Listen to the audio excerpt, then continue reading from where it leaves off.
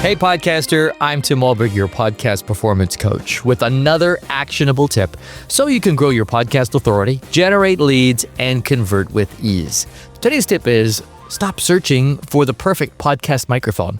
As a podcast coach who helps people start or improve their podcast, one of the questions I'm constantly answering is what mic should they get? So every year I revisit this question. I check out the latest reviews, see what audio engineers are recommending, and look to see if there's a new microphone that has completely changed the game for podcasters. And after all these years, my recommendations haven't changed very much.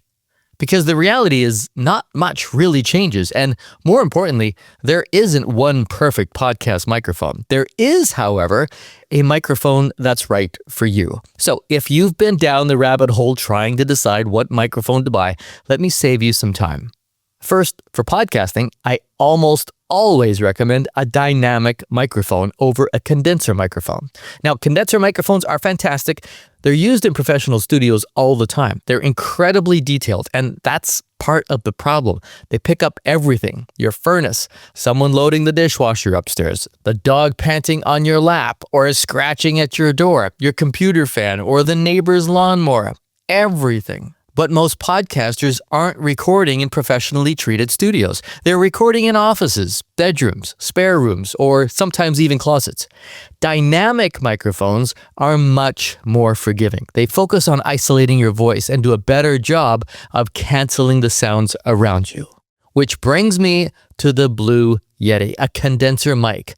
I don't recommend it. Now, before all the Blue Yeti owners come after me, it's not that it's a terrible microphone. It's just not the right microphone for most podcasters. I actually own one. It currently sits on my shelf in my office as a very attractive bookend. So the first thing in choosing a microphone is deciding between a dynamic mic or a condenser mic. Dynamic mic wins 99% of the time. The second thing to consider is a USB versus XLR connection. USB microphones are simple. Plug them into your computer and you're ready to go. XLR microphones, those 3-pin connectors, they require an audio interface, additional cables, and a little more technical know-how. Now, a lot of people assume XLR mics automatically means better sound. And it's mostly true, but not always. If you're recording interviews on Riverside using a laptop, a good USB microphone is going to sound fantastic. If you have a dedicated recording space because maybe you're a video podcaster and enjoying the technical side of podcasting, then an XLR mic makes a lot of sense, and it's definitely worth exploring. But for most people, a simple USB mic wins. In fact, I really like the hybrid microphones that give you both XLR and USB connection, because you can start simple and grow into a more advanced setup later if you choose. Now that the technical questions are out of the way, let's answer the big question. What microphone should you buy? If you're just getting started and you're on a budget, you want the best bang for your buck, buy the Samson Q2U for about $100. Now I'm saying Samson, not Samsung. Samson, S-A-M-S-O-N. Seriously, stop researching. Buy the Q2U and move on with your life. For years, the Audio-Technica ATR 2100X and the Q2U have been the go-tos.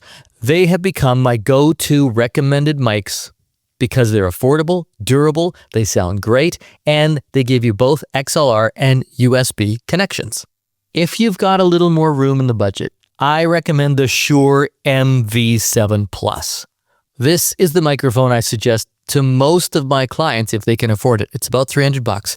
It sounds fantastic, it looks great, it's easy to use, and it gives you plenty of room to grow.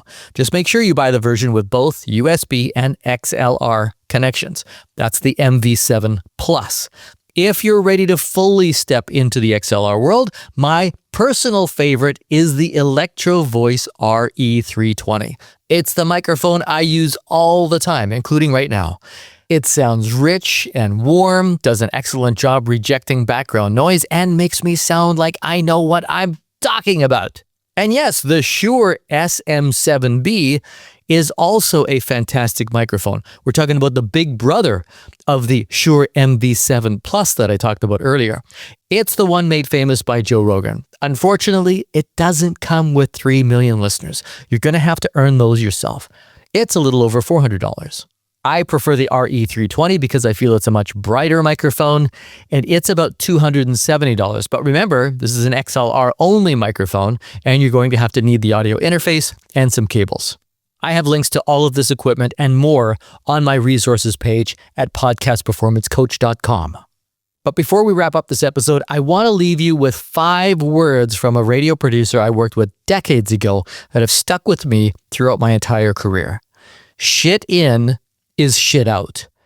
I know, not exactly inspirational poster material, but listen, this is so true. Do everything you can to create the best possible recording from the start. Choose a decent microphone.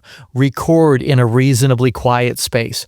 Learn how to position your microphone properly. This is crucial because a $100 microphone used correctly will always outperform a $500 microphone used poorly. The best podcast microphone isn't necessarily the most expensive one. It's the one that matches your budget, your technical comfort level, and actually gets you recording consistently.